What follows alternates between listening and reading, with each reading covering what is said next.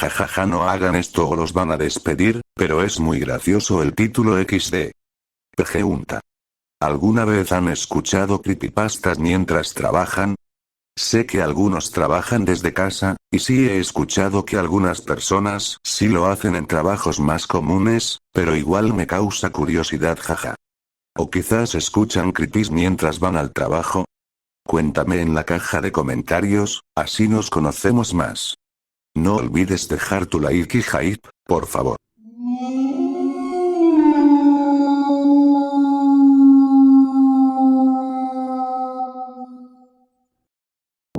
Creo que he visto la cuarta dimensión.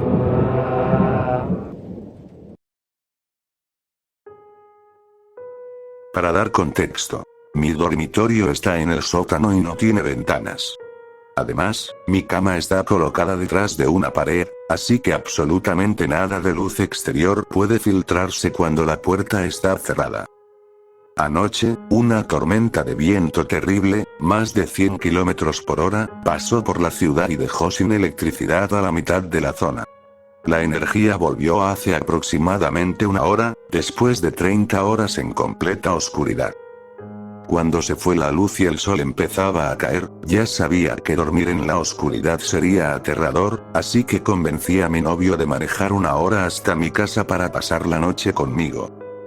Cuando llegó el momento de dormir, tuvimos que apagar mi linterna pequeña para conservar algo de luz para la mañana, dejando todo totalmente a oscuras. Era tan oscuro que no podías ver tu mano ni aunque la movieras frente a tu cara, ¿o sí? Al principio estábamos divirtiéndonos. Una aplaudía y la otra persona tenía que encontrarla. Estuvimos así un rato hasta que empecé a ver sus manos. Pero sus manos no eran manos. Era como si fueran masas flotantes sin materia, que desaparecían en la nada y se repetían una y otra vez, aunque seguían manteniendo su forma. Es muy difícil de describir. Quise parar y de inmediato encendí la pantalla del teléfono para absorber un poco de esa luz y mantener la cordura. Después de unos segundos, decidí apagarlo para conservar la batería e intentar dormir. Pasaron unos minutos y no pude dormirme porque no tenía sueño. Instintivamente abrí los ojos para mirar a mi novio, tratando de ver si lo de antes había sido solo un truco de mi imaginación. Lo que vi me estremeció por completo. Sus manos se elevaban cada vez más, derritiéndose en el vacío y al mismo tiempo no. Se repetían continuamente y aún así seguían siendo únicas. Su cuerpo hacía lo mismo. Pero cuando miré su cabeza, empezó a perder su forma y a girar sobre sí misma. Era como si existiera y pudiera verlo, pero a la vez no. Encendí la pantalla del teléfono de inmediato para recuperar un poco de luz y mantenerme cuerda. ¿No suena a algo sacado de un juego de terror? Apagué el teléfono y cerré los ojos con fuerza, decidida a mantenerlos así. Empecé a contarle a mi novio lo que acababa de pasar, y naturalmente él quiso intentarlo porque no me creía, yo tampoco me habría creído. Así que empezó a tratar de ver lo que yo había visto y ocurrió. Él también vio esa cuarta dimensión, o lo que fuera. Luego empezó a intentar descifrar cómo estaba viendo lo que veía. Murmuraba para sí mismo y luego empezó a hablarme, diciendo que la reflexión de la esquina estaba creando luz falsa. No tengo idea de qué significa ni cómo es posible. De cualquier modo, encendí mi luz pequeña y traje una lámpara de cuerda del piso de arriba para tener más iluminación. No quería pasar ni un segundo más en oscuridad total. Ahora estoy aterrada de la oscuridad y probablemente dormiré con las luces encendidas por un buen tiempo. Si sientes curiosidad por intentarlo en tu casa, te lo advierto. No lo hagas. No quieres ver las cosas que yo vi. Postdata. Nunca me han diagnosticado nada más que depresión leve, para la cual veo a una terapeuta, sin medicación, y mi novio es mentalmente sano.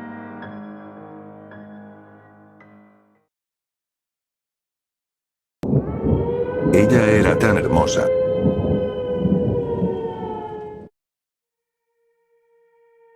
Ella era tan hermosa. Tenía unos ojos azul brillante que brillaban cuando atrapaban la luz del sol. Un cabello largo, ondulado y rubio que caía por su espalda perfectamente esbelta, y una sonrisa que iluminaba no solo el salón, sino todo mi mundo desde el día en que la conocí. Nunca había visto a alguien tan perfecto. Era delicada y frágil. Sentí una necesidad total de protegerla de cualquier daño que pudiera llegar a ella. Todo mi ser había cambiado, sentía emociones que no sabía que eran posibles. Por primera vez en mi vida tuve la certeza absoluta de que el amor a primera vista era real. El señor Hollingsworth, mi profesor de historia, la presentó como Stefania Nizinski, una estudiante de intercambio de Polonia. Stefania. Qué nombre tan hermoso, ¿no te parece? Sus labios eran llenos y fruncidos, pero no la hacían ver distante, solo como alguien de otro mundo. Tan hermosa.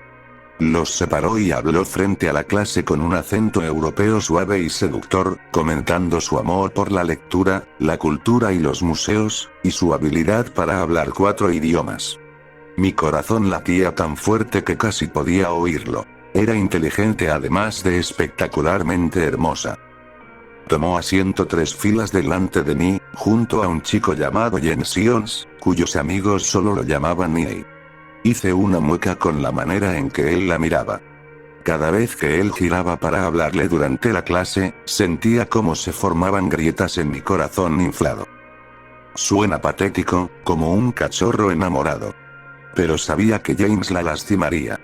Tenía un largo historial con las chicas de nuestro año, tantas que él había dejado llorando o con reputaciones tan malas que 2 se habían cambiado de escuela. Los tipos así me repugnan. No entiendo por qué alguien querría dañar a otra persona sin motivo o solo por diversión.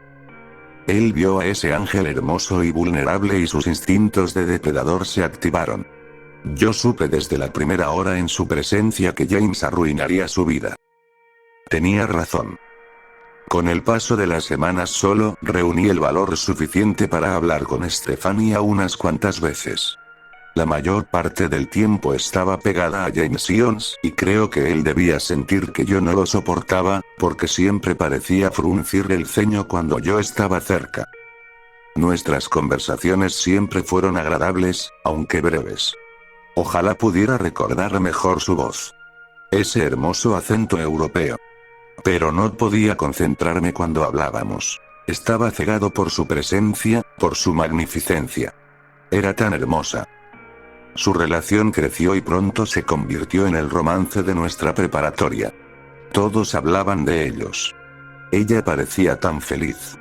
Las chicas estaban tan celosas de que otra hubiera logrado convertirse en la novia de Iney y no solo en otro número en su lista, que la aislaron por completo. A ella no parecía importarle. Su sonrisa, que seguía iluminando mi mundo, nunca se borraba. La amaba más y más cada vez que la veía. La admiré durante meses, viendo cómo era tan feliz con James.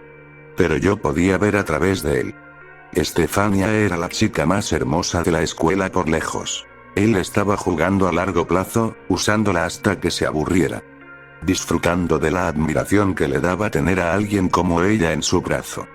Ella era mucho más que eso, era tan compleja, con tantas capas, y todo lo que él pensaba era en su propia imagen. Tenía clase de inglés con Stefania. Se sentó justo a mi lado después de que alguien dejó el curso y me sentí como el hombre más afortunado del planeta. Sé que suena triste, pero es la verdad.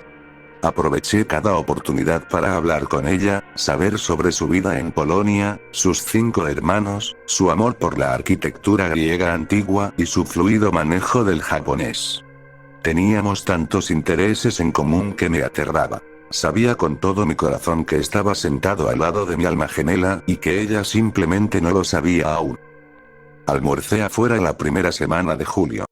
Hacía sol y podía verla desde la banca en la que me sentaba, observándola mientras ella veía a James jugar fútbol, sola porque ninguna de las chicas la aceptaba. Era devastador verla tan sola, pero parecía contenta, y sus ojos brillaban igual que la primera vez cuando la luz del sol los tocaba. Era tan hermosa. Y entonces pasó. Stefania desapareció. Nunca llegó a la escuela el viernes de la primera semana de julio. Y nadie volvió a verla. El día en que ocurrió, mi mundo entero se volvió negro. Los colores se apagaron, la vida perdió sentido y sentí una depresión casi tan fuerte como mi amor por Estefania. Todo fue un borrón. James habló en las noticias locales, participó en búsquedas públicas y suplicó a cualquiera que escuchara que ayudara a encontrar a su novia.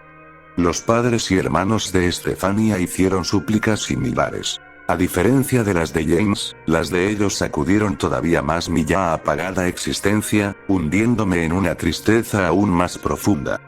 No podía dejar de ver esas transmisiones. Incluso ver una fotografía de su rostro era suficiente para recordarme que yo no era un monstruo sin emociones. Todavía podía sentir. Todo era culpa de James Sions. Cualquier chica que él tocara terminaba con su vida arruinada. No pasó mucho antes de que empezaran los rumores. Antes de que todos pensaran que él le había hecho algo. Los días se convirtieron en semanas y las búsquedas de rescate se transformaron en búsquedas de recuperación. Algunos dejaron de buscar. Algunos creían que Estefania había huido y otros que James la había lastimado por accidente y escondido lo ocurrido. No era difícil de creer. Sabía que arruinaría su vida. Le tomó 2 meses a la policía tomar en serio los rumores y empezar a interrogar a James como sospechoso. Él seguía insistiendo en que era el novio aterrorizado de una chica desaparecida. Estefania había salido de la escuela el jueves y fue vista por última vez entrando al bosque con James Sions, una ruta que solían tomar juntos hacia sus casas. El bosque había sido registrado cientos de veces y nunca se encontró nada. James vivía en un sendero distinto, uno antes del de Estefania. Asegura que se dio vuelta hacia su casa después de besarla y que nunca la volvió a ver. Sus padres eran alcohólicos. Nunca estaban cuando él llegaba a casa desde la escuela y nadie pudo confirmar dónde estuvo durante al menos 3 horas después de ser visto entrando al bosque con Estefania. No había suficiente evidencia para que la policía hiciera algo, pero todos creen que James Sions la mató. ¿Cómo no creerlo? El hecho de que para todos fuera tan fácil creer que James la mató, sin cuerpo y sin evidencia, solo me ayudó a sentirme menos loco por haber sentido que ella necesitaba protección de él. Me ayudó a confirmar que había hecho lo correcto. Sé que hice lo correcto cuando la alcancé antes de que doblara en el bosque y apreté mis manos alrededor de su largo cuello de cisne, besé su frente mientras apretaba y ella arañaba mis muñecas con sus delicadas uñas. Sé que no tiene sentido para ti ahora, pero Estefania tenía que morir. Era la única forma de protegerla. Sé que suena sádico, pero saboreé cada momento de su muerte, sus últimos alientos mientras jadeaba. La gente dice que la luz se va de los ojos cuando alguien muere, pero los de Estefania aún brillaban cuando el sol los tocó. Sostuve la parte trasera de su cabello mientras la recostaba y disfruté la sensación de su largo y ondulado pelo rubio deslizándose entre mis dedos. Admiré su hermoso rostro mientras la cubría con hojas y tierra para regresar esa noche y quemarla. Para no dejar rastro. Sé que no lo entiendes, pero déjame intentar explicarlo. Escuché a James, regresando después del partido de fútbol el último día que había almorzado afuera, hablando con sus amigos, presumiendo de cómo iba a acostarse con ella unas cuantas veces más y luego dejar que alguien más tuviera su turno. Era repugnante. Me enojó tanto. ¿Cómo podía alguien pensar así de una persona tan hermosa y tan llena de capas? Él no la merecía. Y ella no merecía el ridículo que se venía, las miradas y los nombres que le pondrían cuando él pasara a la siguiente chica y sus historias sobre Estefania se volvieran ofensivas. No podía soportar ver su espíritu romperse. Ella lo era todo para mí. Mi universo completo y mi existencia desde el día en que la conocí giraban alrededor de ella. Matarla fue la única decisión lógica. Así ella quedaría para siempre en un pedestal de perfección que nosotros, simples mortales, nunca podríamos alcanzar. Ahora todos veían lo que yo veía. Una joven hermosa y extraordinaria perdida para siempre. Para siempre como era. Los años pasan y nadie avanza en el caso de Estefania. Pero cada año, en el aniversario de su desaparición, sus padres hacen un llamado en las noticias locales buscando información nueva. Yo encuentro consuelo cada año sabiendo que nadie más podrá lastimarla, mientras acaricio el mechón de cabello largo, ondulado y rubio que corté de su cabeza antes de prender fuego a su cuerpo perfecto. Ella era tan hermosa. Y siempre será mía.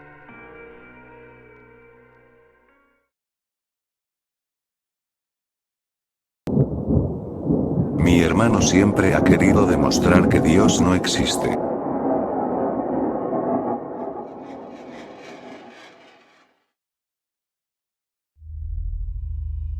Lo logré, Michael, anunció anoche con triunfo. No lo había logrado. Como sabríamos al final de la noche, Jack había conseguido exactamente lo contrario. Y por eso, ambos pagaríamos. ¿Cómo dices? Pregunté, levantando la vista de la pantalla del teléfono. Mi hermano se hundió en su chirriante sillón, con la mirada perdida fijada en la pared de enfrente, fija en cualquier cosa menos en mí. Su perfil flotaba en un pequeño charco de luz naranja proyectado por la lámpara a su lado. La sala se sentía más oscura en ese momento. Eran apenas las 6 de la tarde. Solo unos minutos antes, el brillo de la lámpara había cortado con mucha más fuerza las sombras del cuarto. La oscuridad estaba tomando la luz, infestando el brillo y la seguridad de la habitación con sus tentáculos en expansión. Tentáculos que se extendían hacia nosotros. Estas son observaciones que solo pude procesar al recordarlas, porque nunca fui alguien dado al pensamiento mágico. Ni a los espíritus. Ni a la religión.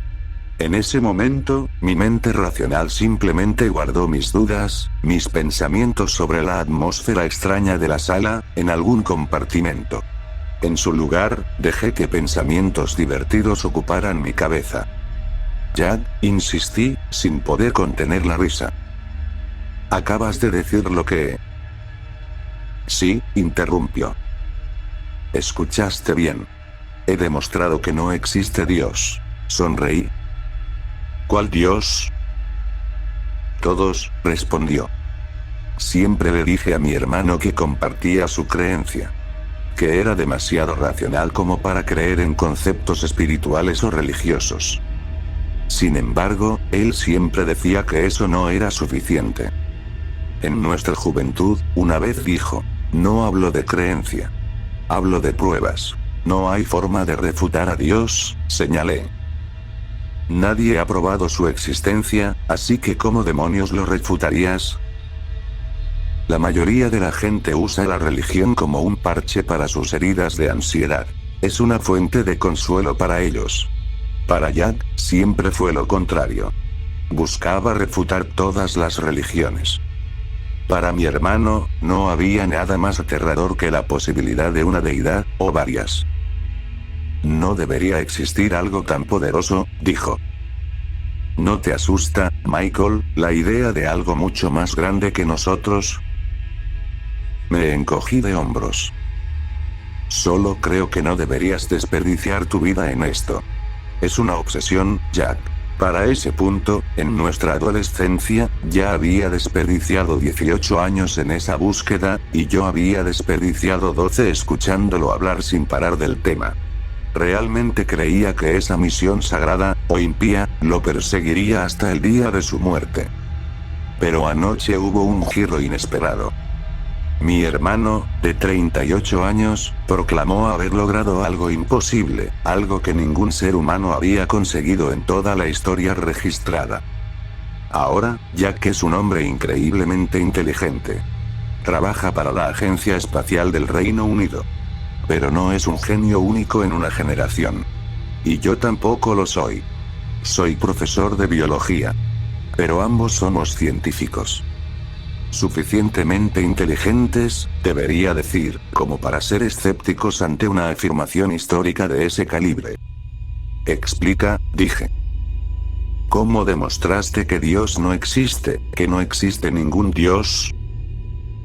Jack bajó la mirada, sin encontrar la mía, y respondió. Si esperas una tesis de 50 páginas con experimentos probados y comprobados, te vas a decepcionar. Entonces, si no lo probaste con ciencia, ¿cómo lo hiciste? Dije. Si empiezas a predicar sobre la evidencia de Dios en la majestuosidad de la naturaleza, voy a desconectarme mentalmente, así que, ¿quieres dejar de parlotear? Dijo Jack. No dije que no lo hubiera probado con ciencia, hubo una misión de la NASA el año pasado. Me acabo de enterar. Y lo que aprendí cambió todo. Todo lo que sé sobre las leyes de la física. Solo tuve acceso a una fracción de los datos del informe inicial, pero fue suficiente para convencerme. Dios no es real. Bueno, me estás dando solo una fracción de la fracción, señalé con un toque de burla. Vamos, Jack. Suelta lo que intentas decir. Hay un borde en nuestro universo, dijo finalmente mi hermano con un nudo en la garganta. Y más allá de ese borde, no hay nada. No encontraron nada. Eso dice el documento oficial. Encontraron un abismo blanco, como el espacio invertido. Y eso es todo. El fin de todos los fines. Nos quedamos en silencio un momento. Muchos momentos.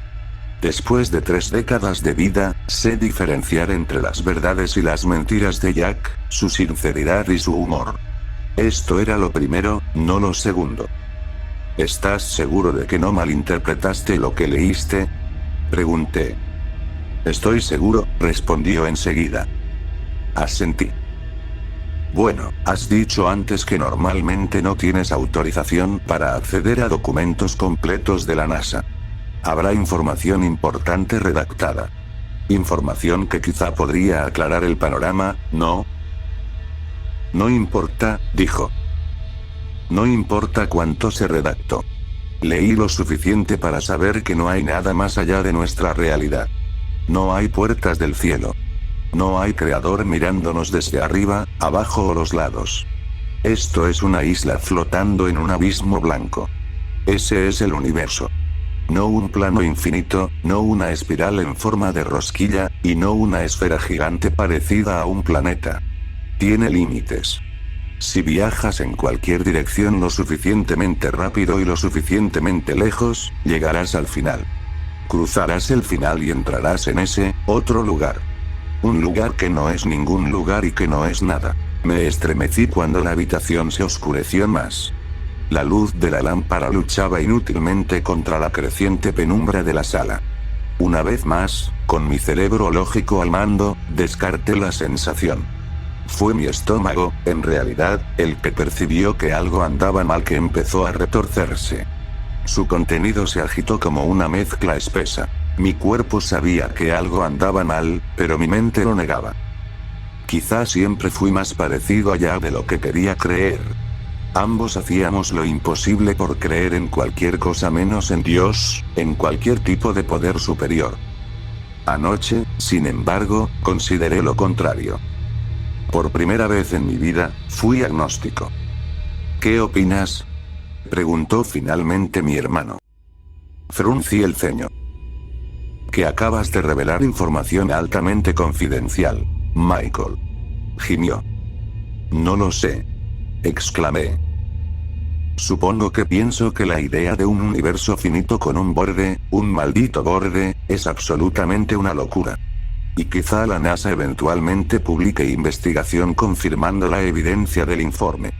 Eso sería algo maravilloso, pero aún así no probaría que Dios no es real, Jack. En ningún texto religioso se describe lo que vieron esos astronautas, dijo mi hermano, y luego sacó de su maletín un grueso manojo de documentos.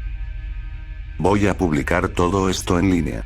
Tal vez alguien allá afuera pueda completar los vacíos, decirnos qué información redactada no me permitieron ver. Hay una palabra para eso, señor Snowden, advertí, levantando una mano para indicarle que debía calmarse. Tranquilo. Si filtras información clasificada, te vas a meter en muchos problemas. No trabajo para el gobierno estadounidense, replicó Jack, poniéndose de pie con los papeles firmemente sujetos en sus manos. El mundo necesita saber. Tienes razón, ¿de acuerdo? Algo importante quedó fuera, y alguien allá afuera sabrá qué es. Y entonces todos podremos aceptar la verdad. Que la humanidad está sola. Que no hay un dios enorme y aterrador vigilándonos. Que nosotros. Con un sonido de estallido, la bombilla de la lámpara de mesa reventó, escupiendo fragmentos de vidrio contra el interior de la pantalla y sobre la mesa de centro. Me sujeté el pecho, que latía con fuerza, tratando de sonreír ante el sobresalto repentino, pero estaba demasiado concentrado en la oscuridad densa de la habitación. Cada golpe de mi corazón era más urgente que el anterior. Mi cuerpo me gritaba que prestara atención, que hiciera algo. Y la última parte de mí que se unió a mis otros órganos dominados por el miedo fue mi mente. Algo estaba sucediendo. Algo que no podíamos explicar con la ciencia conocida. Es solo una bombilla fundida, diría cualquier persona racional. Pero tú no estabas en esa habitación. Yo sabía que era un presagio. Jack, susurré, observando su silueta asomándose por encima del respaldo del sillón. Y entonces esa sombra cayó en picada hacia abajo, se plegó sobre sí misma, como ropa suelta, y desapareció en la forma oscura del sillón. Grité, me levanté de un salto y saqué el teléfono del bolsillo. Pero cuando iluminé el sillón, lo encontré vacío. Mi hermano había desaparecido. Había, de forma imposible, desaparecido en el aire en medio segundo.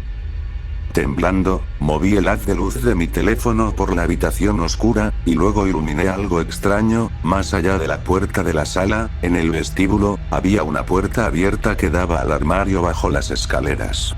Igual que la desaparición de Jack, la puerta se había abierto por sí sola. Salí de la sala y mis ojos parpadearon con incredulidad al acercarme a la pequeña puerta. Dentro, donde debía haber un armario de no más de 30 centímetros de ancho y profundidad, había un largo pasillo con paredes de caoba. Ese pasillo imposible había aparecido bajo la escalera de mi hermano, extendiéndose mucho más allá de los límites de la casa. Las paredes de madera estaban cubiertas con hojas de papel, garabateadas con escritura que me lastimaba los ojos al intentar leerla.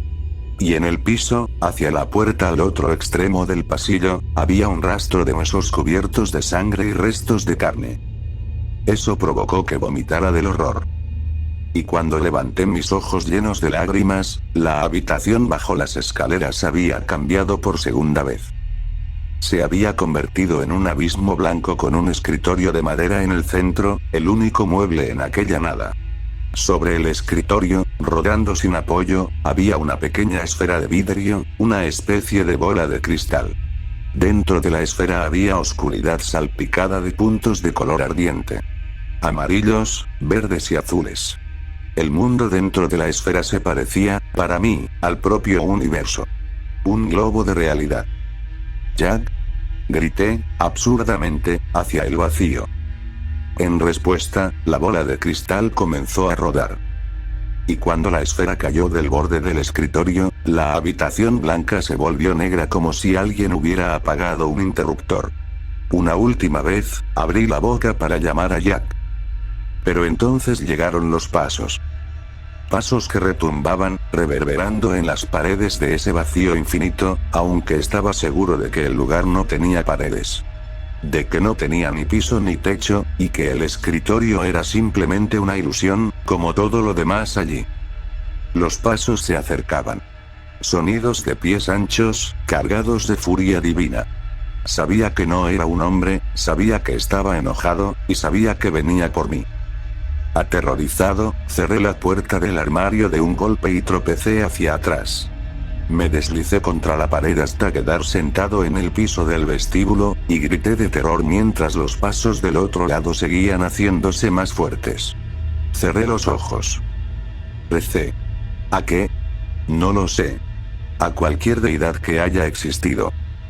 Entonces escuché la puerta abrirse de golpe, y apreté los ojos con más fuerza. Pero nada vino. Y 10 o 20 minutos después, abrí los ojos. La casa de mi hermano seguía a oscuras, así que levanté el teléfono y alumbré la entrada abierta bajo las escaleras. La habitación había vuelto a ser un armario de almacenamiento. Y Jack no estaba por ninguna parte. He pasado las últimas 24 horas buscándolo, pero sé que desapareció en ese pasillo de sangre y huesos. Ruego que no hayan sido suyos. Solo dejó atrás el informe de la NASA. Los documentos siguen tirados en la alfombra de la sala. Cada vez que los miro, mis ojos arden, esferas vidriosas que luchan ferozmente contra el vacío de mis órbitas. Es una advertencia. Hemos tomado el fruto prohibido, y mi única esperanza es no aprender más de lo que ya sé. Si leo el informe completo y lo revelo al mundo, tendré el mismo destino que mi hermano, sea cual sea. El mismo destino, supongo, que debieron sufrir esos investigadores de la NASA.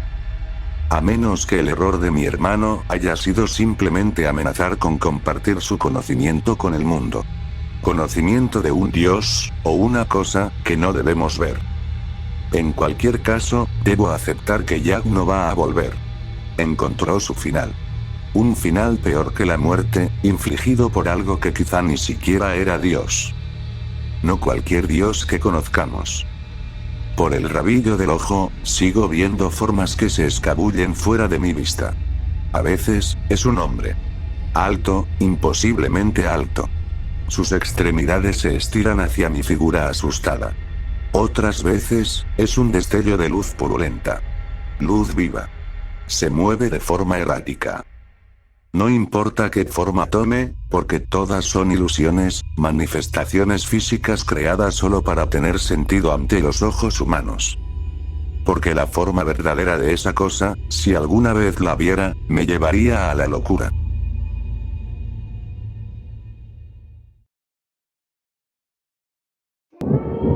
Hagas lo que hagas, no saltes.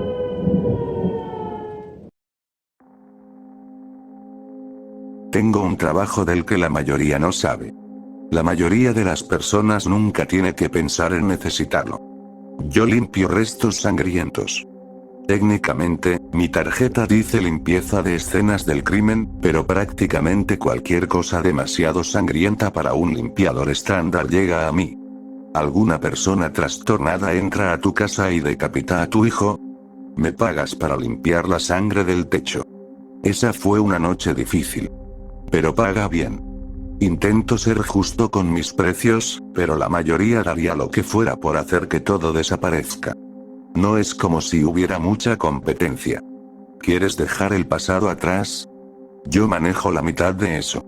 La otra mitad depende de ti y el alcohol. Sé que esto es un desastre desordenado, pero me pongo hablador cuando estoy asustado.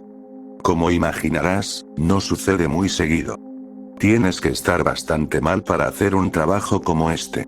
Vi a mi padre saltar a su muerte desde nuestro balcón en Nueva York cuando tenía 13 años.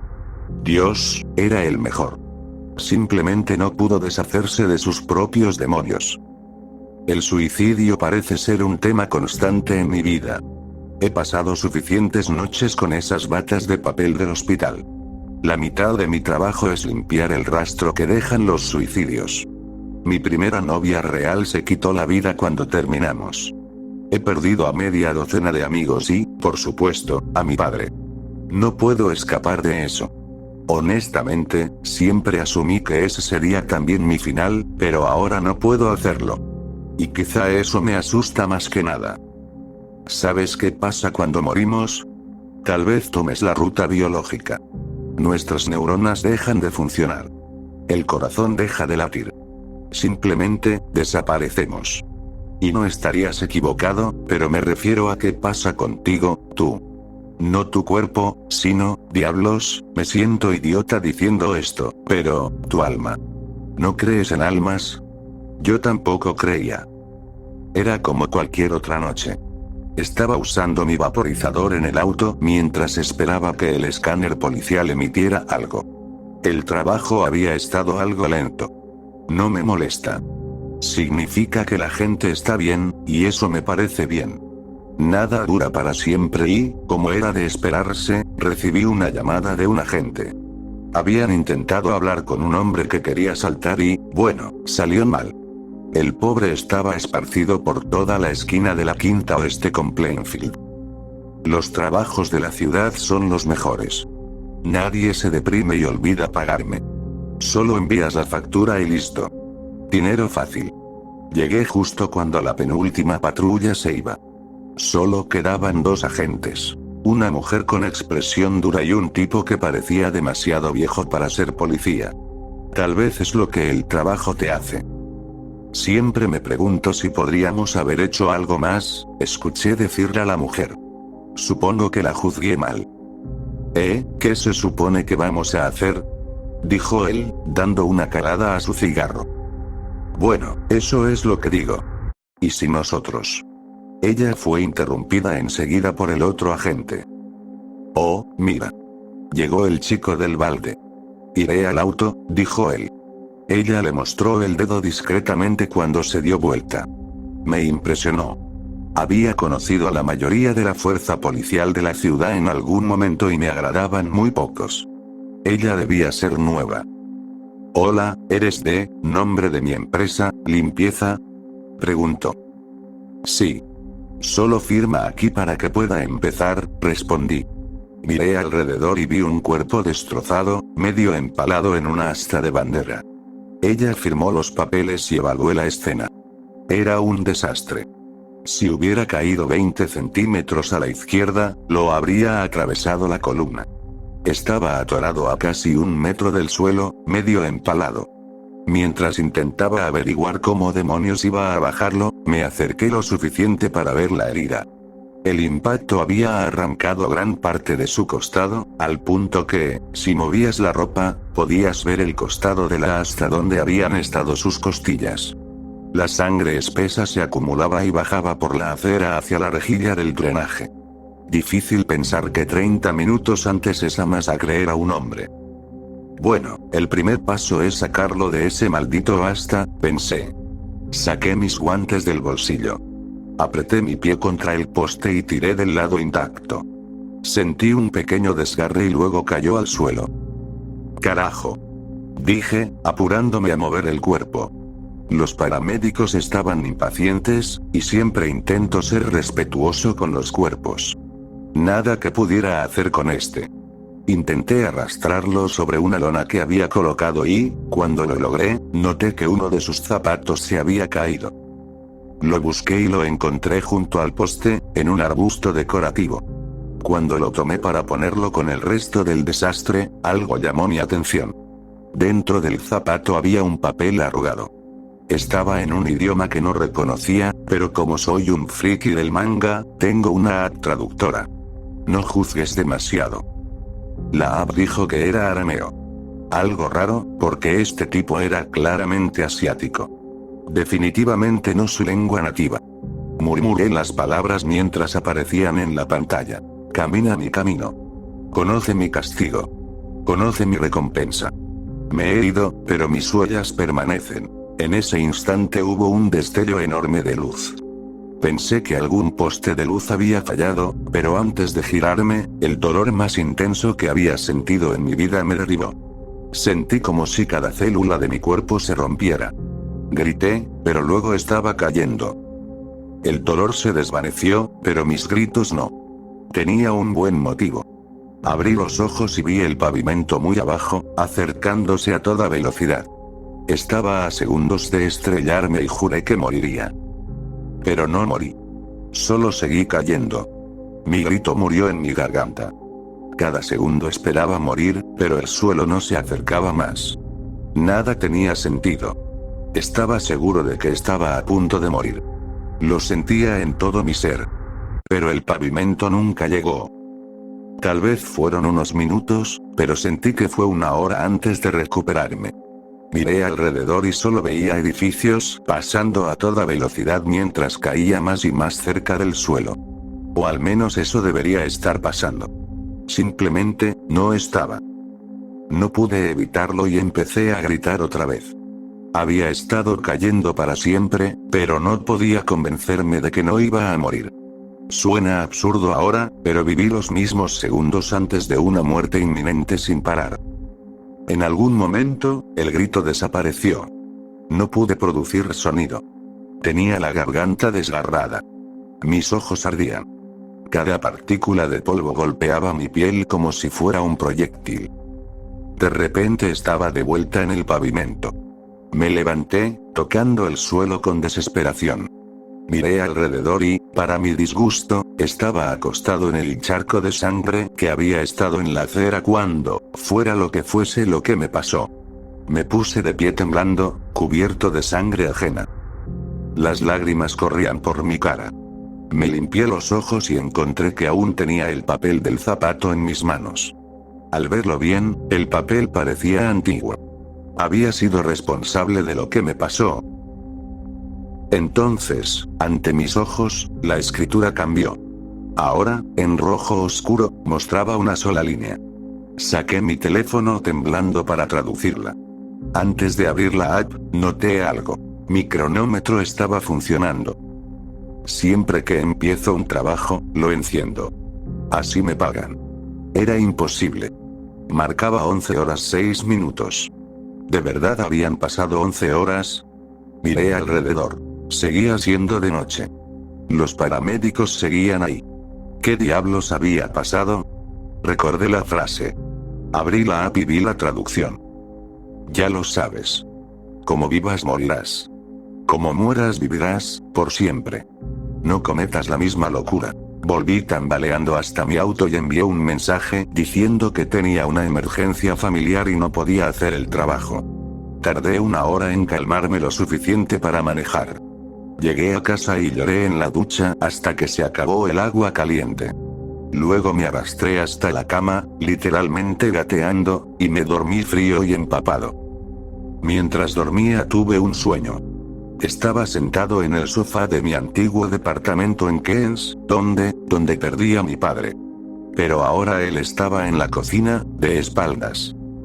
«Papá», susurré. No se dio vuelta. Me levanté y caminé hacia él. De pronto, una voz desconocida habló con una fuerza que me lanzó de vuelta al asiento. Venía de todas partes. «Como vivas, así morirás». Mi padre se dio vuelta. Las lágrimas corrían por su rostro. Dobló una nota que conocía como la palma de mi mano. Era lo único que me había quedado de él. Explicaba por qué tenía que irse. Caminó hacia el balcón. «Papá». «¡No!», grité. No me escuchó. Me lancé para detenerlo, pero la voz me volvió a derribar. «Como mueras, así vivirás, por siempre». Gateé hasta la puerta del balcón, justo a tiempo para verlo desaparecer abajo. Me levanté de un salto y corrí hacia el borde. Lo vi cayendo, justo debajo del balcón. El viento agitaba su corbata mientras caía. Me desplomé, viéndolo caer sin avanzar. Entonces escuché un susurro detrás de mí. «No cometas la misma locura», siseó. Desperté gritando.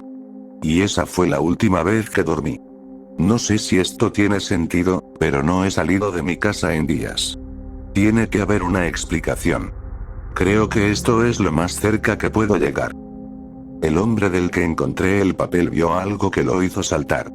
Creo que esas palabras, las que ahora tengo grabadas para siempre, te muestran el destino de una persona. Cómo debe pasar la eternidad. Creo que sé por qué saltó. Debió haber visto el sufrimiento de alguien a quien amaba. Pero sé que no se suicidaron, o no habría saltado. Siempre quise creer en un más allá, en un Dios. Pero ahora sé que algo mucho peor gobierna nuestra eternidad. Algo que quiere que suframos. Algo vengativo. En mi tercera noche sin dormir me di cuenta de que 11 horas, 6 minutos, el tiempo de mi experiencia, son 666 minutos. Algo quería que supiera que mi padre sufre algo peor que la muerte, y que no tengo opción excepto seguir adelante o terminar igual.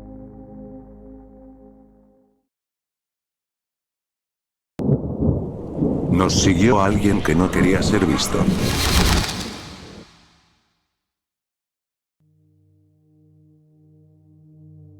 Un poco de contexto. En tercer grado me hice amigo de John. John vivía casi en la cima de una cadena montañosa, en medio de un bosque. Para llegar ahí tenías que conducir por un camino empinado, largo y lleno de curvas, y tardabas unos 20 minutos desde la casa de mis padres en el pueblo. A 1 o 2 minutos de subir, el camino se convertía en una ruta de tierra que llevaba a un área densamente arbolada. Eventualmente volvía a encontrarse con la civilización, pero solo después de esquivar baches, árboles caídos por tormentas y darte cuenta de que podrías haber dado la vuelta, tomado la autopista y llegar al mismo lugar en una fracción del tiempo. John siempre había tenido una energía aparentemente infinita. Si le dabas a elegir entre esperar media hora por un auto o caminar 2 horas, él caminaba. Así que cada vez que me quedaba en su casa, terminaba haciendo caminatas de varias horas que me dejaban rígido al día siguiente, incluso cuando tenía 12 años y estaba en mi mejor forma física. A veces nos adentrábamos profundamente en el bosque, o seguíamos rutas de tierra, o tomábamos senderos usados principalmente por compañías eléctricas, telefónicas o por el departamento de bomberos para mantener el servicio para las pocas personas que vivían allí. Esta historia ocurrió hace unos 20 años, cuando estaba en la secundaria, y todavía me siento inquieto al recordarla. Unas semanas antes de lo que voy a contar, John y yo habíamos visitado una torre de vigilancia contra incendios abandonada, probablemente construida en los años 40.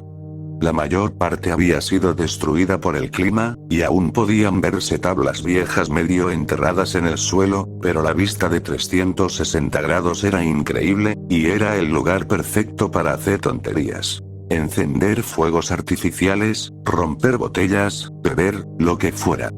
La torre estaba en una de esas rutas de mantenimiento, fuera del camino principal de tierra. Una vez que encontrabas la entrada cubierta de maleza, que no aparecía en ningún mapa, ni siquiera en mapas forestales, te encontrabas con un sendero empinado y serpenteante, accesible solo a pie o con un vehículo todoterreno si eras lo bastante valiente o lo bastante tonto. Había un segundo sendero solo para caminar, que iba directamente por la ladera de la colina y era aún más empinado. Si valorabas tus piernas, tomabas la ruta larga. Era alrededor de la 1 de la mañana, y John y yo estábamos abajo viendo televisión, comiendo botanas y jugando en la computadora.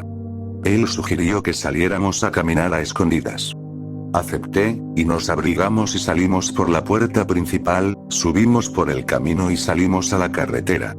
John sugirió volver a la torre de vigilancia, porque desde ahí el cielo nocturno se vería increíble, lejos de las luces del pueblo y con los árboles bloqueando parcialmente la vista. Me pareció buena idea, así que empezamos a caminar.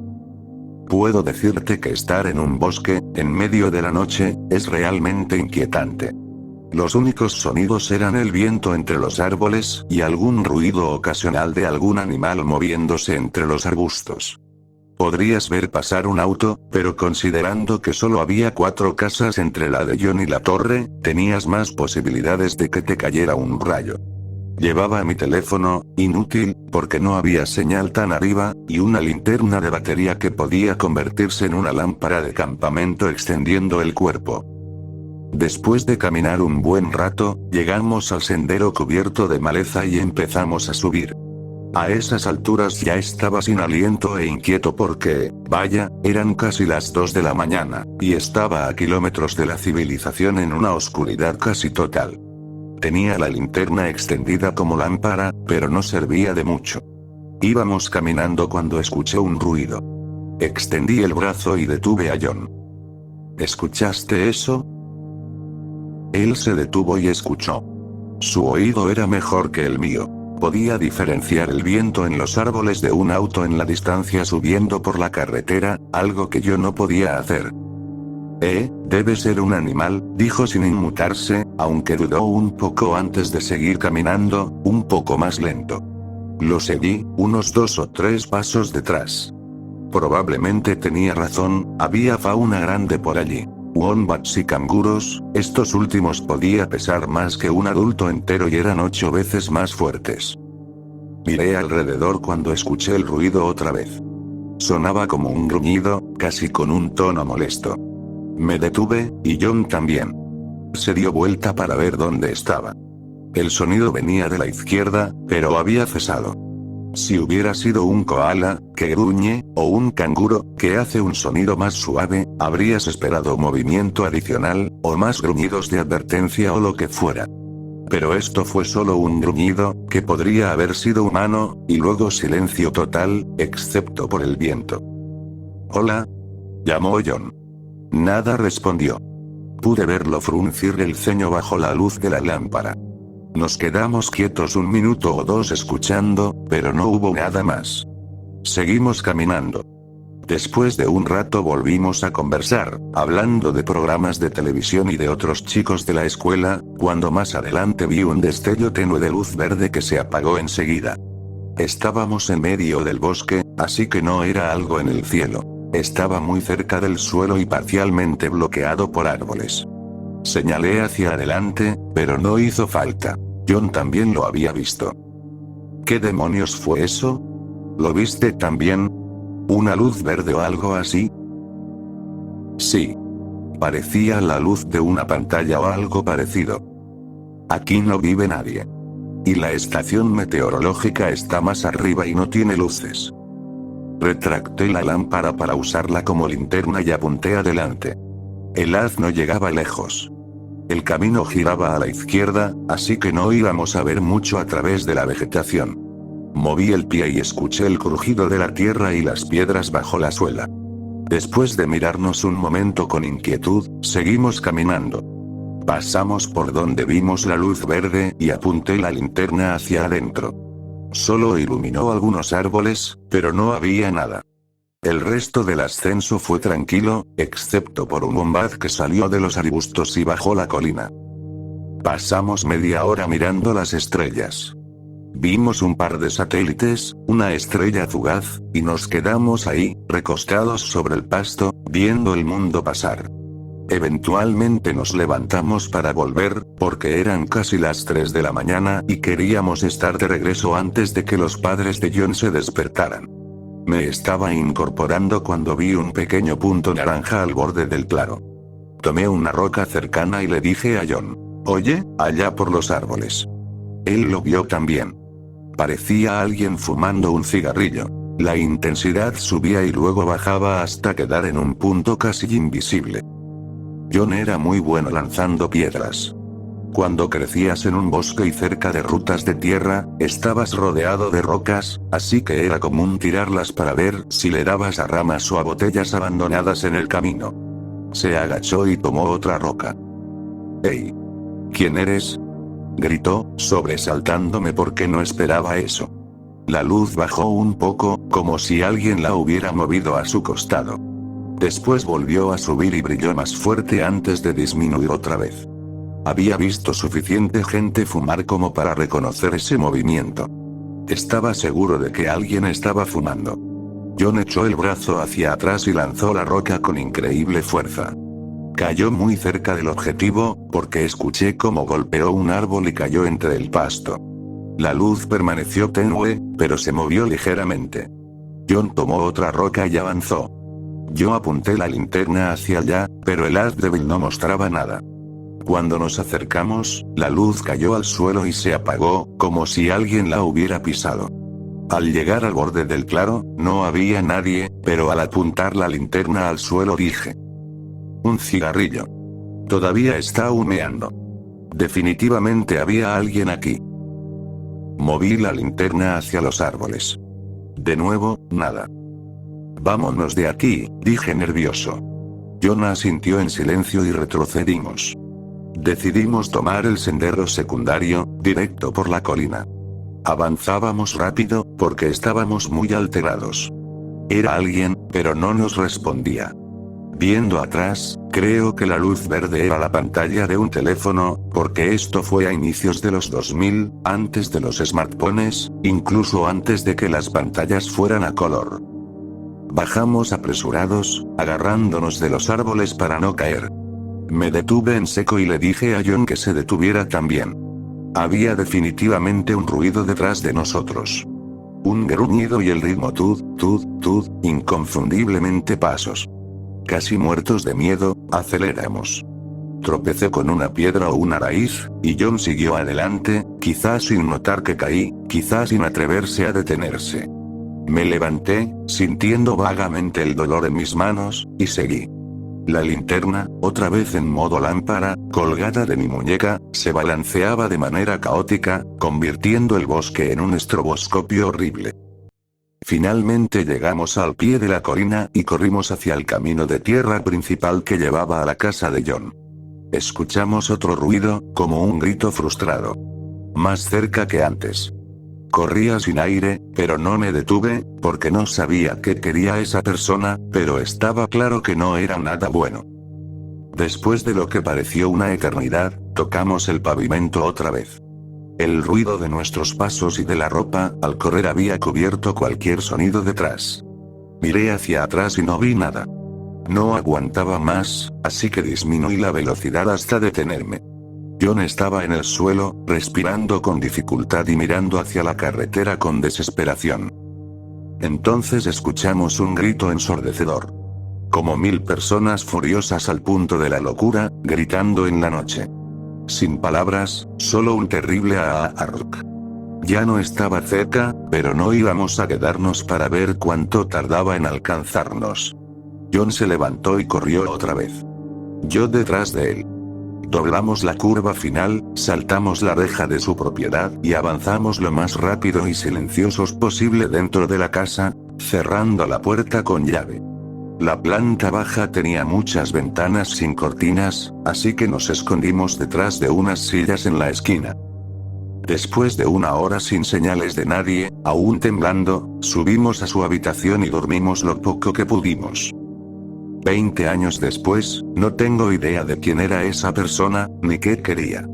Por lo aislado del lugar, no era un sitio para acampar ni para alguien sin hogar. No sé qué demonios pasó, pero después de eso, nunca volvimos a caminar de noche.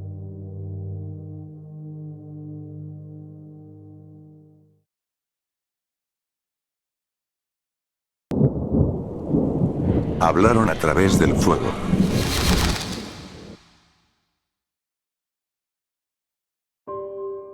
Soy estudiante de medicina. No quiero entrar en demasiados detalles, porque estoy seguro de que si mi decano leyera esto, me consideraría no apartamento para ejercer la medicina. Francamente, quizá lo soy, pero ha sido mi sueño ser doctor desde que era niño.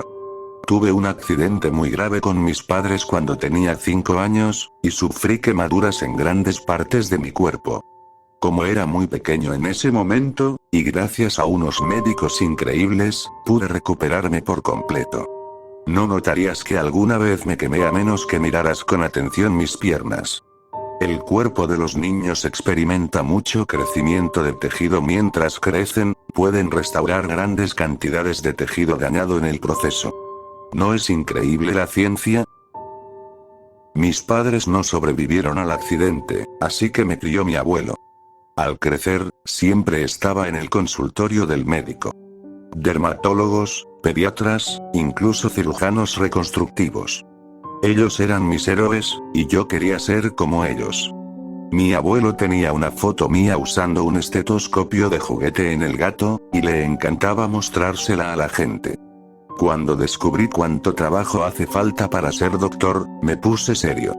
Siempre obtenía las mejores calificaciones, dirigía las actividades extracurriculares y hacía prácticas en mi tiempo libre. Valió la pena cuando llegó el momento de postular a la escuela de medicina. Voy a una universidad prestigiosa e histórica en Nueva Inglaterra. Durante el primer año de medicina tomas anatomía, con disección de cadáver incluida. Sí, cortas un cuerpo humano muerto. Suena una locura, pero no hay mejor forma de entender el cuerpo. Cada escuela lo hace de manera un poco distinta, pero en la mía te asignan un cadáver al que se refieren como tu primer paciente. Tienen una serie de tradiciones extrañas que se remontan a la fundación de la escuela en 1700. Cuando alguien dona su cuerpo a la escuela, escribe una carta para el estudiante que lo va a diseccionar. La carta suele contar la historia del cuerpo, los eventos importantes que atravesó y lo que esperan que su cuerpo nos enseñe. Yo hacía todo lo posible por tratar a mi cadáver con respeto, así que siempre comenzaba y terminaba una disección dándole las gracias. Algunos estudiantes decían una oración rápida, pero eso no es para mí.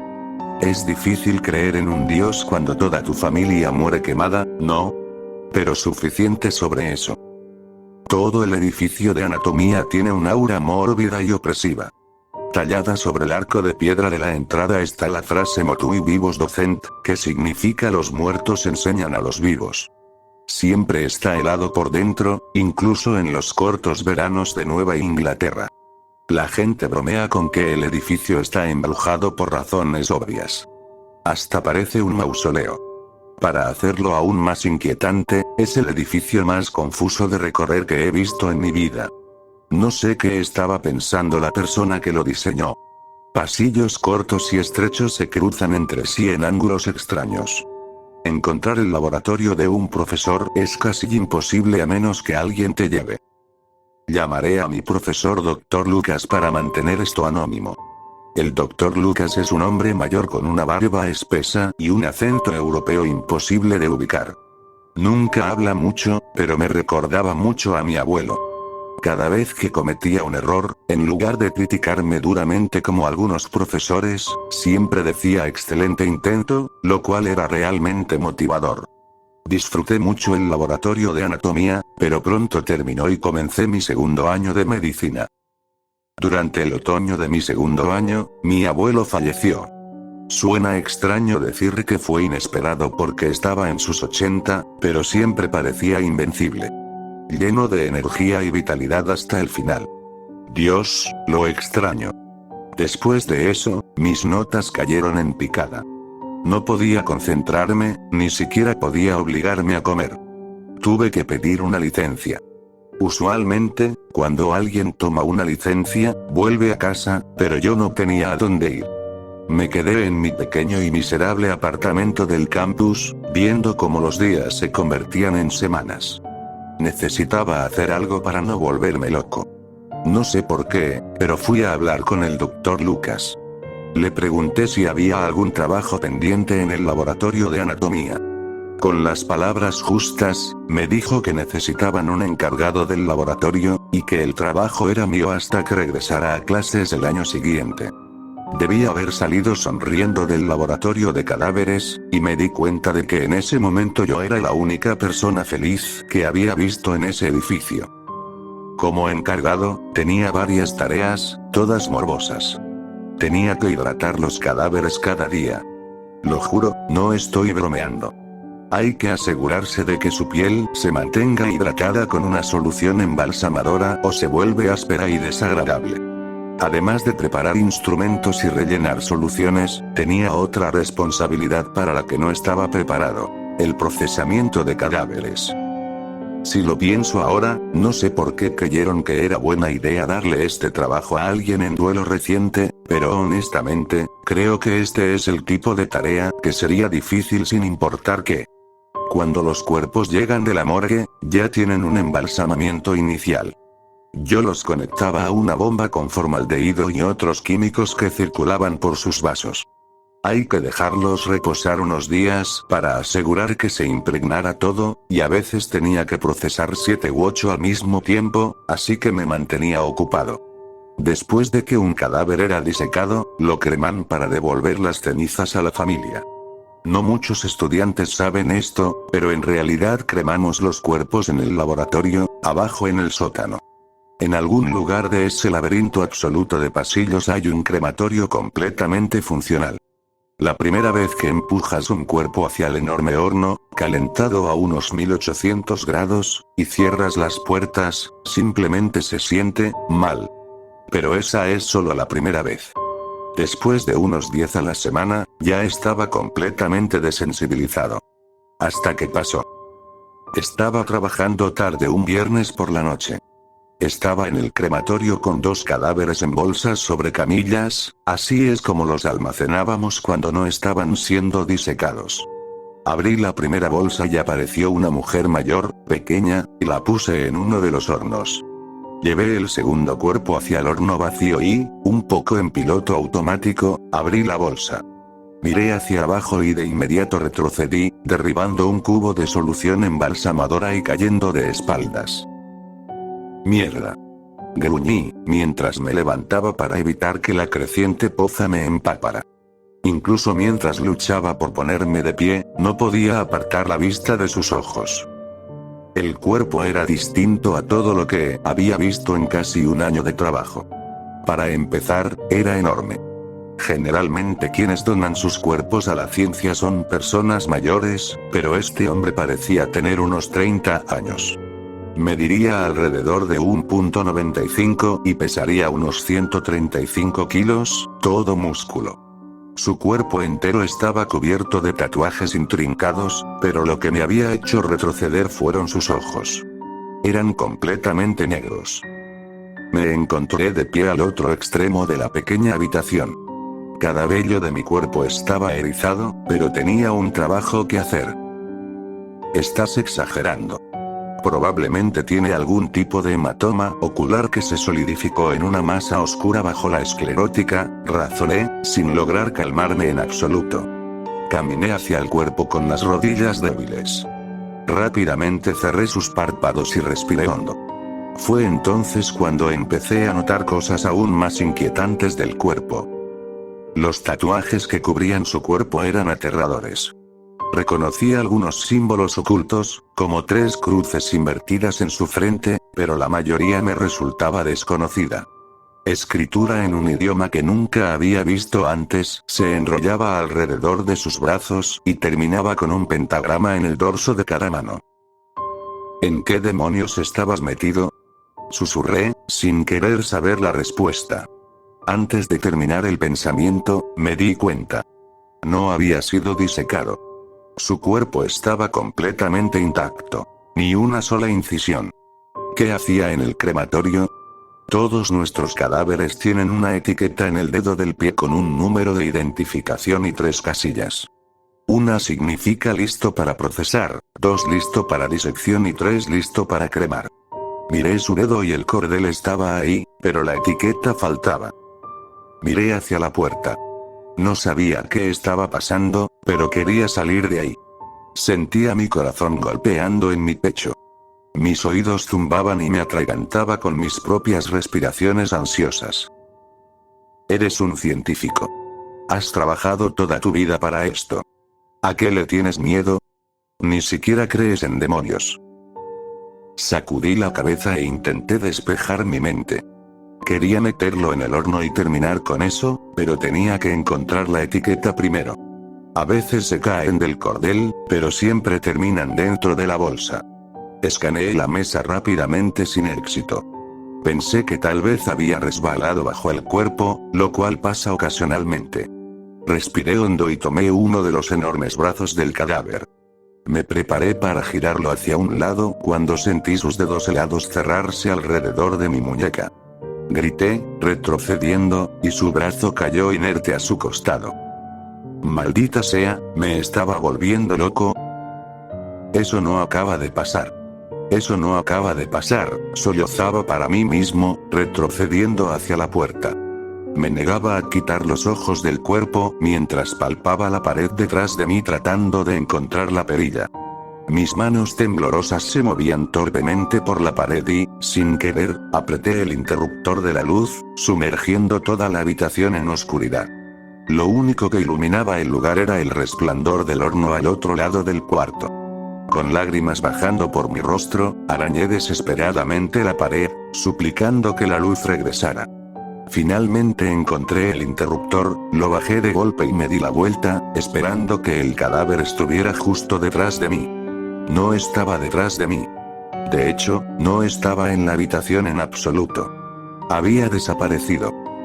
Sinceramente, ya no me importaba si me estaba volviendo loco. Abrí la puerta de golpe y corrí por el pasillo. Llorando, giré en la esquina y corrí por otro pasillo. Y otro. Y otro.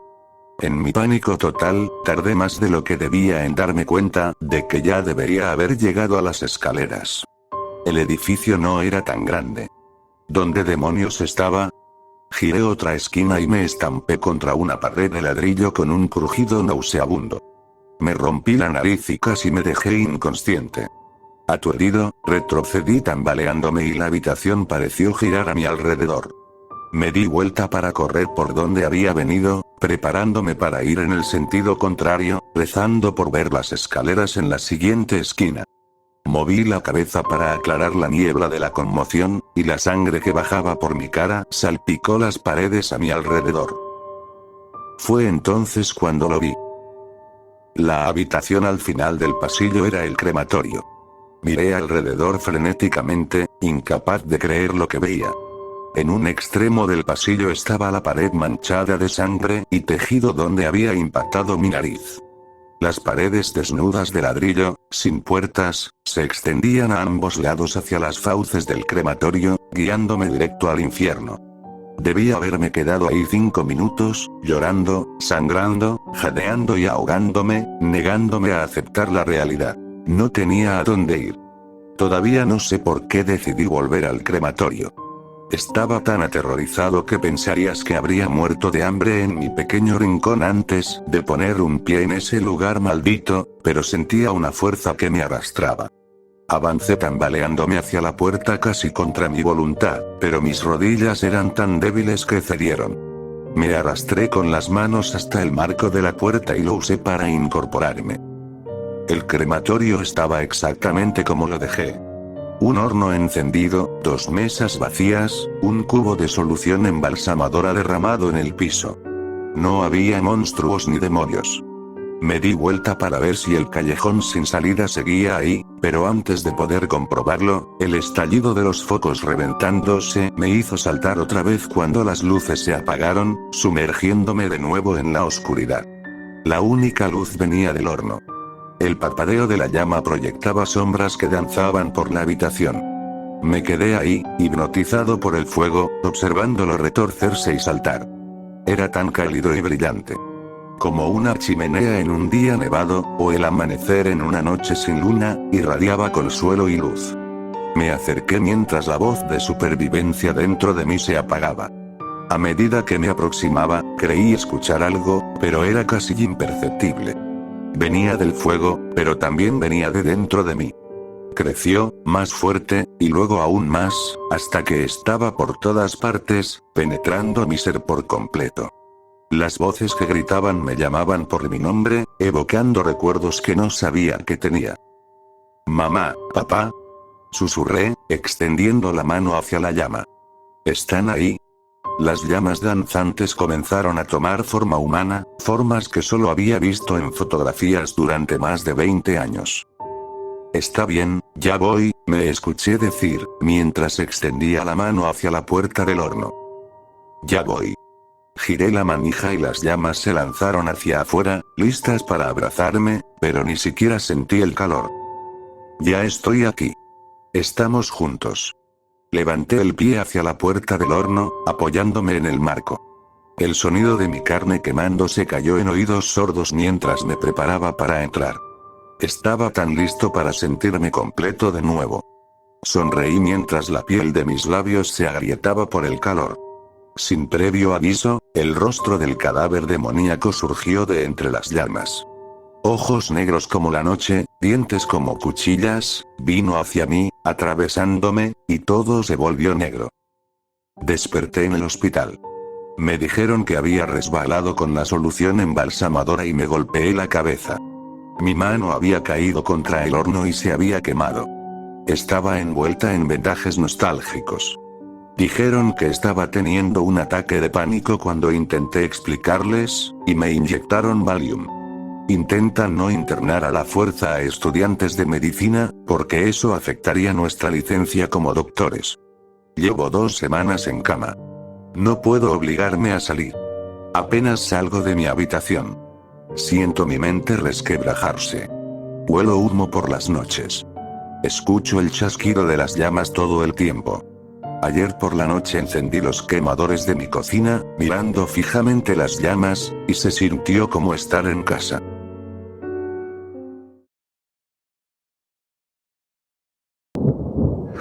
Mi novio odia las iglesias.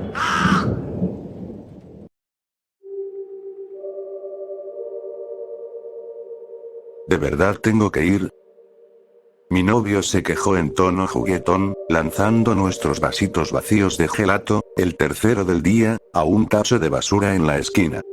Nos había tomado 2 años de ahorros poder pagar este viaje a Roma, las malditas deudas estudiantiles no nos dieron tregua, y él se había pasado los 3 primeros días leyendo en el balcón del hotel mientras yo exploraba catedrales antiguas. Al menos, eso me dijo.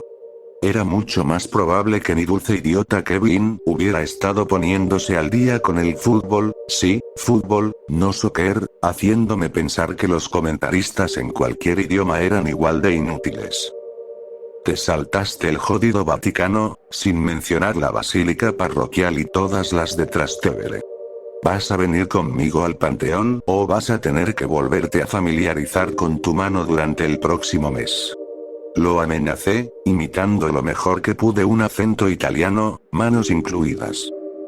Ya en la fila, lo llevé a través de las calles abarrotadas hacia aquel coloso de reliquia, erguido con orgullo tras tantos siglos.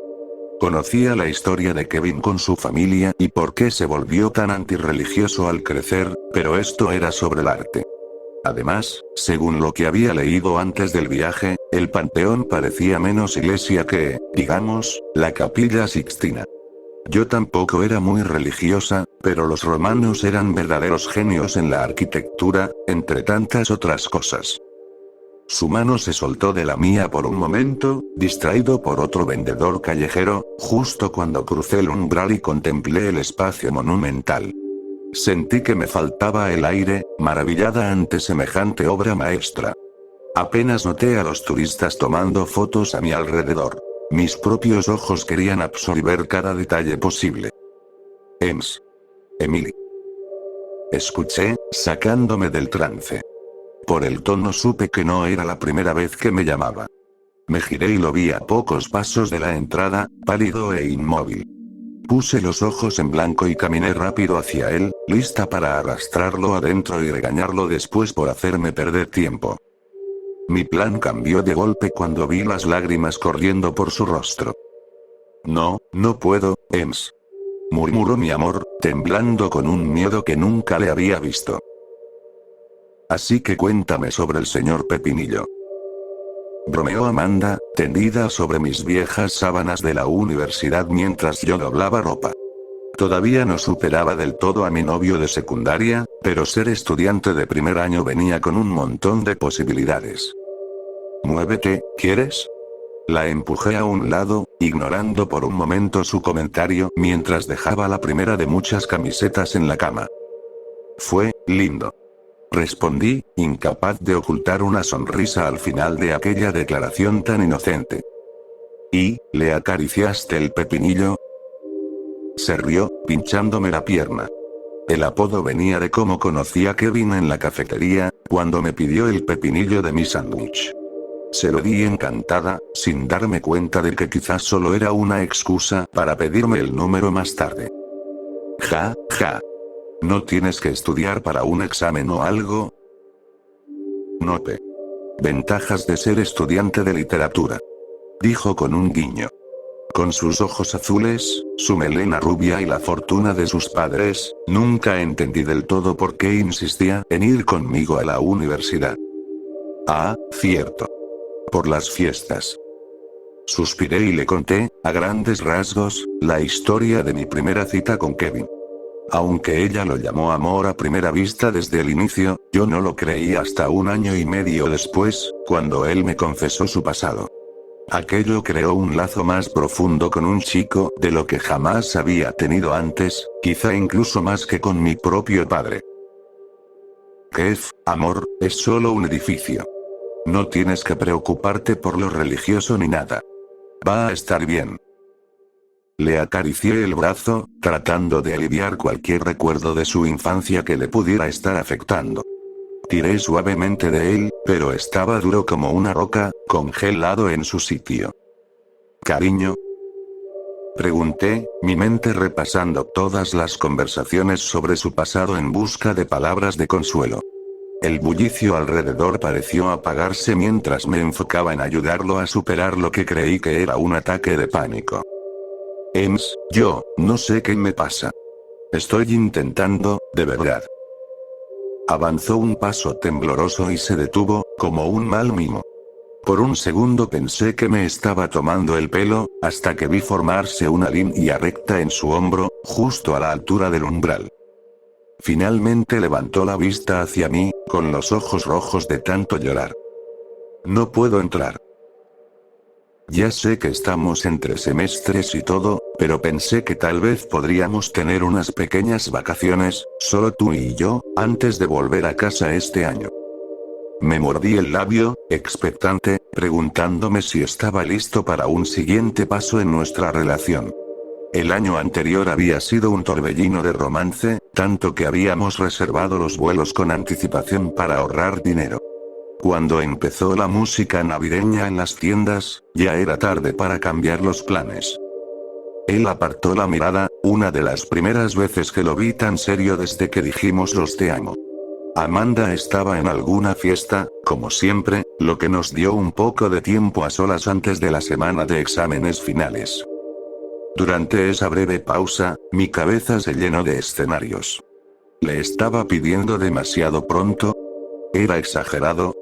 Tal vez su familia organizaba una gran reunión cada año. O peor, tal vez estaba dividido entre padres divorciados, con apenas tiempo para verlos a ambos en las vacaciones. Un momento después se sentó en mi cama a medio hacer y me tomó del brazo, invitándome a sentarme también. No tenía idea de lo que estaba a punto de confesarme, considerando todas las suposiciones que corrían en mi mente. Yo no.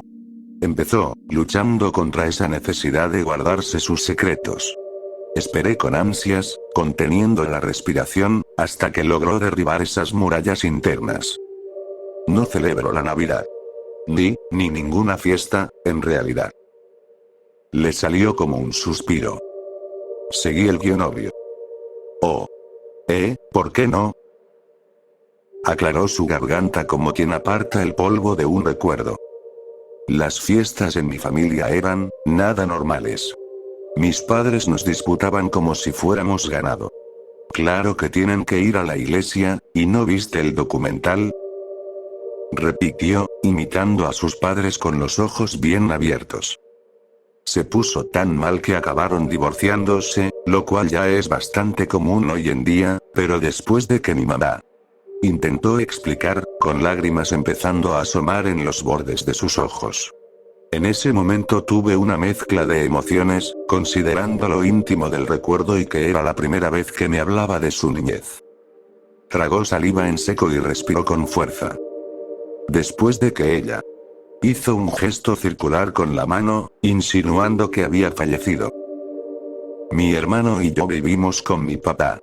3 hombres en una casa, supongo que las cosas tienden a ponerse un poco, no sé.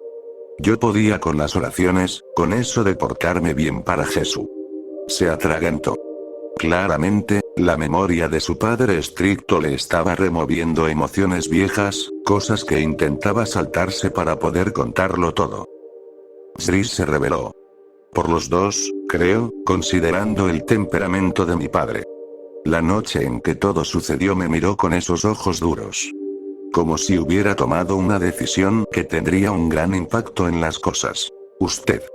Sé que no tiene mucho sentido, padre, pero ¿le importaría? No había sido tan difícil encontrar a un pastor que hablara inglés en Roma. Pasamos la mayor parte de la tarde anterior hablando de todo, puedo volver al panteón en otro momento, y aunque Kevin apenas lograba formar oraciones coherentes, parecía más decidido que nunca a la mañana siguiente. Algo está mal dentro de mí, Ems. Y quiero arreglarlo. Conocí al pastor dentro de la tercera iglesia local que visitamos, poco antes del almuerzo. Después de convencerlo de salir conmigo para encontrarse con Kevin, le explicamos lo extraño que había ocurrido. Entre nuestras divagaciones, Kevin intentó una vez más cruzar el umbral, sus intentos mostrando una resistencia que desafiaba cualquier comprensión normal de la física.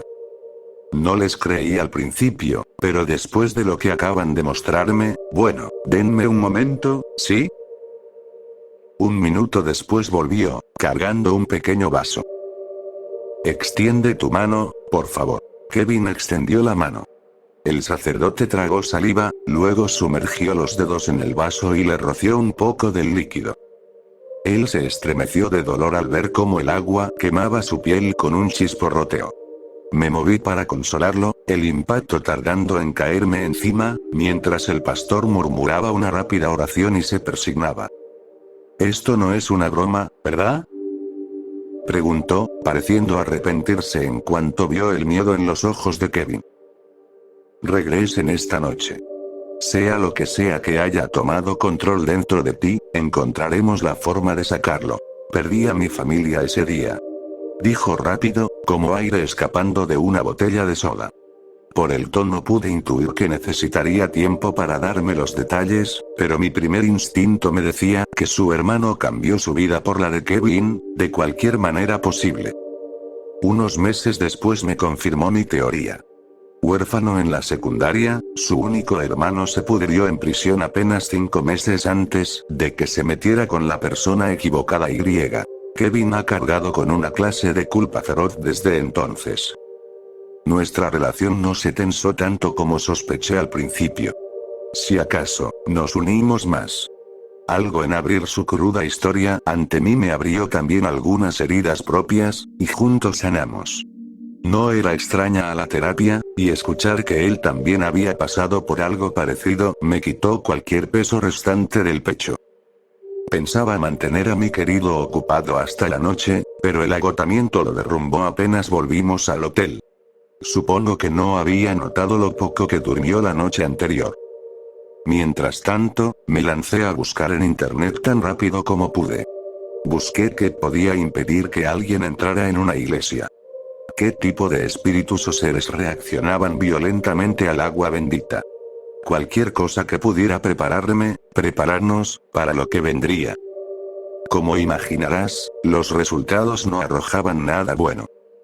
La noche cayó rápido, interrumpiendo mi investigación para despertar a Kevin y llevarlo a la cita con el pastor.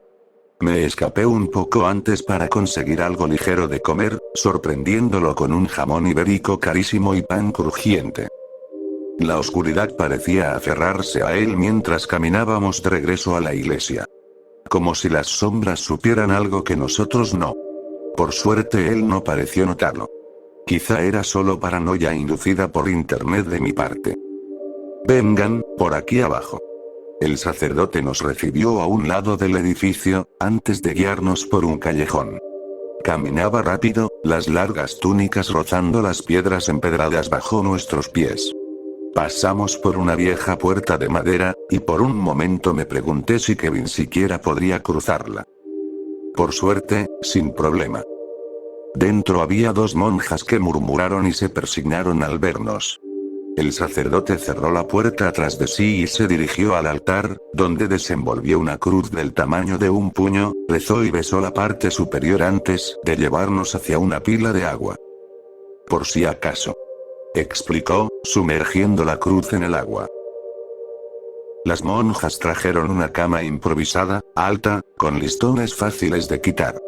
Poco después comprendí que servían para dejar caer fácilmente a quien estuviera allí, es decir, Kevin, dentro del agua, en caso de que algo saliera mal. ¿Qué podría ser ese mal? Era algo que no quería ni imaginar. Lo demás ocurrió tan rápido que apenas pude procesarlo. Kevin se recostó sobre el agua bendita, sus brazos y piernas atados a las esquinas de los listones. Una monja a cada lado, listas para hundirlo en la posible perdición en cualquier instante. El sacerdote carraspeó, mirándolo para ver si estaba listo, y para confirmar si yo realmente quería quedarme como testigo. No me moví. Pero un segundo después Kevin preguntó. «Hey, Ems». «Sí, amor». «Gracias por estar aquí para mí. Yo, no sé qué haría sin ti». Rió, con lágrimas formándose en los ojos de ambos.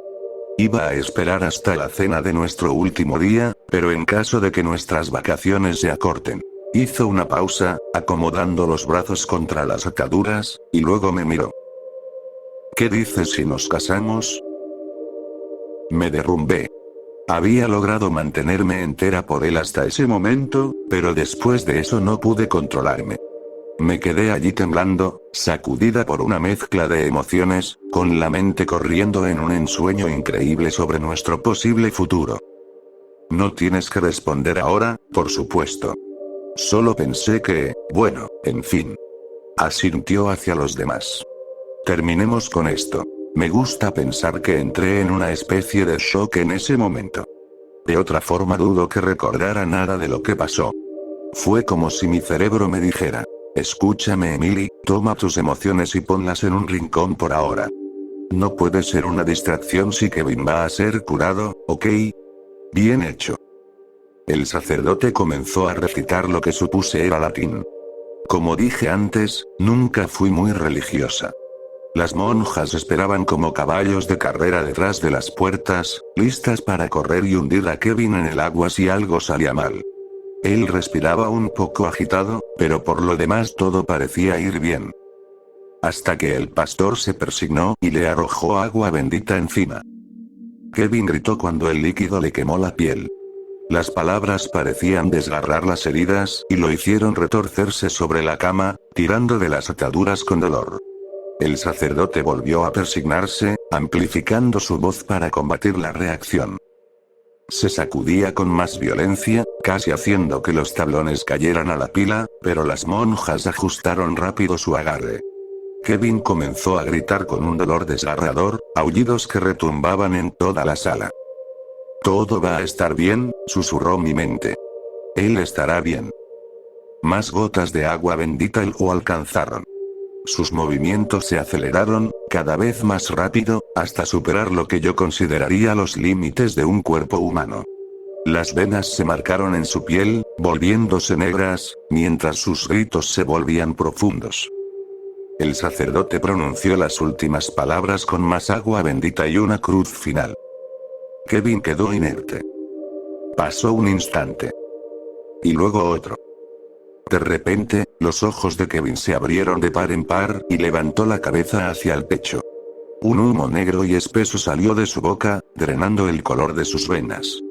Dio vueltas por la habitación 1, 2, 3 veces antes de estrellarse contra el suelo y desvanecerse. El piso de madera quedó chamuscado, mientras la sala caía en silencio.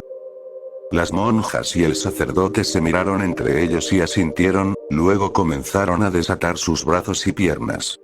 Corrí hacia Kevin mientras sus ojos se abrían y cerraban, colocando mi mano contra su mejilla. Kevin. Cariño, ¿puedes oírme? Él murmuró, cerrando los ojos con fuerza y llevándose una mano a la cabeza. Oh, maldita sea. Los demás lo miraron con desaprobación y se fueron. Amor, ¿cómo te sientes? Pregunté. Tremendo dolor de cabeza. Carajo. Exhaló, abriendo los ojos. Bueno, ¿y quién eres tú? Me quedé helada. Soy, tu novia. Más te vale no estar bromeando, idiota. Asintió con aprecio, sin mostrar señales de reconocimiento. Genial. Entonces, ¿dónde estamos otra vez? ¿Y por qué sigues llamándome Kevin? Sentí que la sangre me abandonaba el rostro. Él nunca había podido mentirme, no sin reírse a mitad de camino y arruinar la broma. Pero esta vez, sus ojos se veían afilados. Como si no estuviera jugando. Como si no fuera Kevin. ¿Y cómo se supone que debo llamarte, entonces? Fue lo único que pude decir. Me llamo Zris. Zris Lee. Se levantó, estirándose como si acabara de despertar de una larga siesta. Zris, espera, ¿el hermano de Kevin? Pregunté, sorprendida de que mi mente aún pudiera pensar. Señorita, yo nunca tuve un hermano. Ahora, si me disculpas, me voy. Nos vemos. Lo perdí hace aproximadamente un mes. A mi Kevin. No sé si Zris formó una personalidad dividida o si me había estado mintiendo todo el tiempo, pero después de todo lo que pasó tengo otra teoría. Una en la que estoy trabajando, investigando. Kevin, donde sea que estés. Quien quiera que seas. Te voy a encontrar de nuevo. Y mi respuesta es sí.